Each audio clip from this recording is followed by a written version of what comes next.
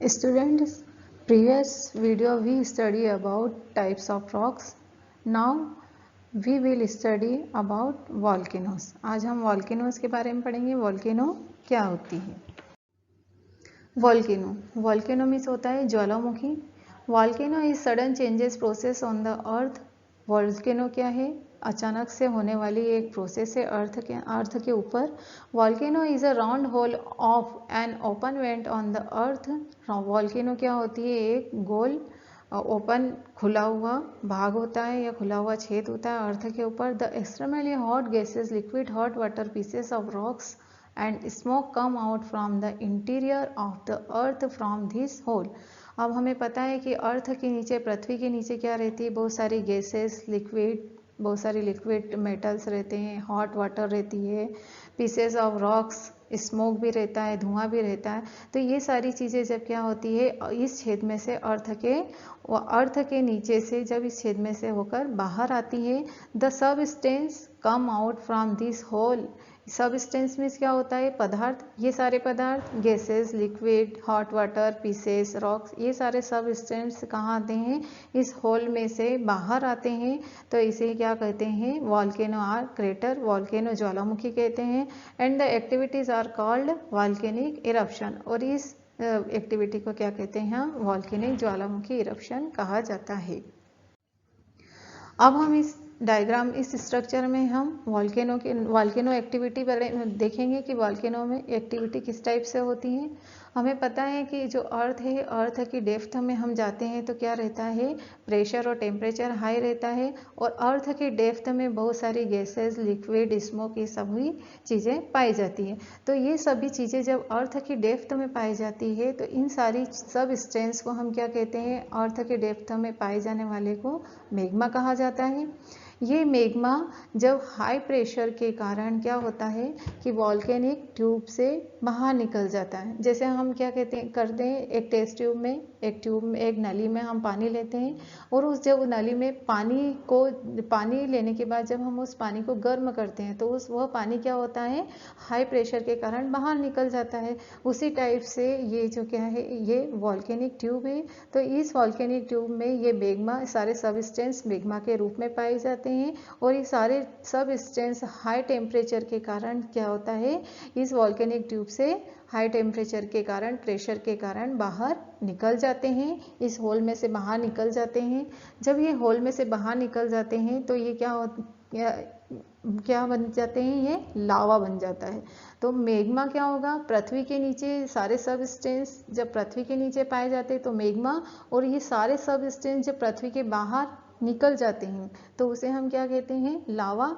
और ये लावा, इसमें क्या रहता है? स्मोक्स रहता है. तो ये जो क्या बन जाएगी, इसमें वेपर के क्लाउड्स बन जाएंगे, वेपर के बादल बन जाते हैं. तो ये सारी चीज़ें क्या हो जाती हैं? लावा के रूप में पृथ्वी के ऊपर आ जाती है. अब now types of volcano. Volcano के टाइप्स. वॉल्केनो कितने टाइप्स की होती है? The first type is active volcano. Active means होता है सक्रिय volcano. The second type is sleeping और डोरमेंट वॉल्केनो. स्लीपिंग मीन्स क्या होता है? अर्ध सक्रिय, मतलब ना तो सक्रिय होती है और ना ही अर्ध सक्रिय होती है. The third type is dead और एक्सटिंक्ट वॉल्केनो. डेड मीन्स क्या होता है? मृत ज्वालामुखी. फर्स्ट एक्टिव क्या रहती है? एक्टिव वॉल्केनो हमेशा सक्रिय ज्वालामुखी रहती है. ये इसमें क्या होता है? हमेशा ज्वालामुखी निकलता रहता है. स्लीपिंग क्या होती है? ये अर्ध सक्रिय होती है, मतलब इसमें कभी कभी इसमें से भी ज्वालामुखी निकलने के चांसेस रहते हैं. लेकिन जो थर्ड टाइप की जो वॉल्केनो है, डेड वॉल्केनो, यह डेड वॉल्केनो क्या रहती है? हमेशा मृत रहती है, यानी इसमें से कभी भी ज्वालामुखी नहीं निकलती है. Active volcano. The volcanoes which frequently erupt are called active volcano. ये क्या रहती है? हमेशा एक्टिव रहती है और इसमें से हमेशा ज्वालामुखी निकलती रहती है, इसलिए इसे वो एक्टिव वॉल्केनो कहते हैं. Effect of volcano on human life. Human life पर, मनुष्य की लाइफ पर वॉल्केनो ज्वालामुखी का क्या इफेक्ट होता है ये हम देखेंगे। The first effect is volcano creates various landform like plain, plateau and mountain. हमने अभी देखा था कि वॉल्केनो में से क्या निकलता है, धूल निकलता है, मिट्टी के कण निकलते हैं, गैसेस निकलती है। तो इससे क्या होता है कि वॉल्केनो जब ये ज्वालामुखी बाहर निकल जाती है, अर्थ के बाहर निकलती है, तो कहीं पर जाकर जम जाती है। तो उससे क्या बनते हैं, प्लेन, मैदान, फर्टाइल, मतलब फर्टाइल बहुत सारी उपजाऊ चीज़ें भी निकलती है, तो उससे प्लेन बनते हैं, प्लेटूस, पठार बनते हैं, और जहाँ पर किसी किसी जगह पर बहुत ज़्यादा ज्वाला ये सारी चीज़ें जाकर जम जाती है, तो बड़े बड़े पर्वत भी बन जाते हैं। The second effect, we get fertile land. हमें पता है कि पृथ्वी के अंदर, अर्थ के सरफेस में बहुत सारी मिनरल्स भी रहते हैं। जब ये मिनरल्स वॉल्केनो के मीडियम से बाहर निकलती हैं, तो ये मिनरल्स क्या पृथ्वी पर आकर जम जाती है, तो पृथ्वी को क्या करती है, फर्टाइल बनाती है। The second effect is volcano creates lakes. Volcano से क्या बनती है, लेक्स, झीलें भी बनती हैं, क्योंकि जो डेड वॉल्केनो रहती है, डेड वॉल्केनो पर, डेड हमेशा क्या रहती है, सक्रिय, एक्टिव नहीं रहती है, उसमें से ज्वालामुखी नहीं निकलती है, तो डेड पर आकर ये सारी चीज़ें जम जाती है, तो वहाँ पर क्या हो जाती है, लेक्स बन जाती हैं। The second type is sleeping और डॉर्मेंट वॉल्केनो। मतलब स्लीपिंग मीन्स क्या होता है, अर्ध सक्रिय, ये सक्रिय नहीं रहती है, ये हमेशा, मतलब इसमें से हमेशा ज्वालामुखी नहीं निकलती है, पर कभी कभी इसमें से चांसेस बनते हैं ज्वालामुखी निकलने के। These are the volcanoes which were frequently erupting earlier but sometimes may suddenly erupt। ये क्या रहती हैं, हमेशा, अधिकतर तो ये ज्वालामुखी मतलब बंद रहती है, लेकिन कभी कभी अचानक से इसमें चांसेस बनते हैं ज्वालामुखी निकलने के लिए। The third type is dead volcano. Dead volcano, a volcano which is neither active nor dormant and which has not erupted for long time.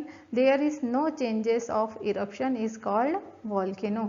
Dead जो volcano रहती है, बिल्कुल मृत, मतलब मृत वॉल्केनो ज्वालामुखी रहती है, और इस ज्वालामुखी में से कभी भी ज्वालामुखी निकलने के चांसेस नहीं रहते हैं, और ये ज्वालामुखी क्या होती है, बहुत लंबे टाइम से मृत अवस्था में ही पड़ी रहती है, इसलिए इसे क्या कहा जाता है, डेड वॉल्केनो कहा जाता है।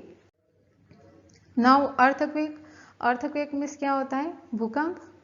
The Earth's crust suddenly vibrates or shakes. The waves spread all around. इसमें क्या होता है अर्थक्वेक में कि अर्थ की जो क्रस्ट रहती है वो अचानक से क्या होने लग जाती है, वाइब्रेट, मतलब कंपन करने लग जाती है, और ये स्प्रेड हो जाती है, मतलब चारों ओर ये कंपन फैल जाता है, तो we call it an earthquake. इसे हम क्या कहते हैं, अर्थक्वेक। जैसे पानी, नदी का जो पानी है वो पानी बिल्कुल शांत रहता है, अगर उस पानी में हम एक पत्थर फेंकते हैं तो वो पानी, आसपास का पानी क्या हो जाता है, बिल्कुल वाइब्रेट हो जाता है। उसी टाइप से अर्थक्वेक में क्या होता है, भूकंप में भी पृथ्वी के नीचे हमको पता है कि ज़्यादा प्रेशर ज़्यादा होता है, हीट ज़्यादा होती है, और हीट और प्रेशर होने के कारण क्या होगा, ये सारी चीज़ें जब प्रेशर ज़्यादा होता है तो ये क्या होने लग जाता है, इससे प्रेशर के कारण, गर्मी के कारण वाइब्रेट होने लग जाती है धरती। Earthquakes are useful. अर्थक्वेक, भूकंप हमारे लिए यूजफुल किस टाइप से हैं। The first type is sometimes fertile land emerges. कभी कभी क्या होता है कि अर्थक्वेक के टाइम, भूकंप के दौरान जो उपजाऊ भूमि है, फर्टाइल लैंड भी क्या हो जाते हैं, निकल जाते हैं, पृथ्वी के ऊपर आ जाते हैं। The second useful is formation of new land areas. नए नए लैंड का फॉर्मेशन भी होता है। The third type is lakes are form. नई नई झीलें भी बनती हैं।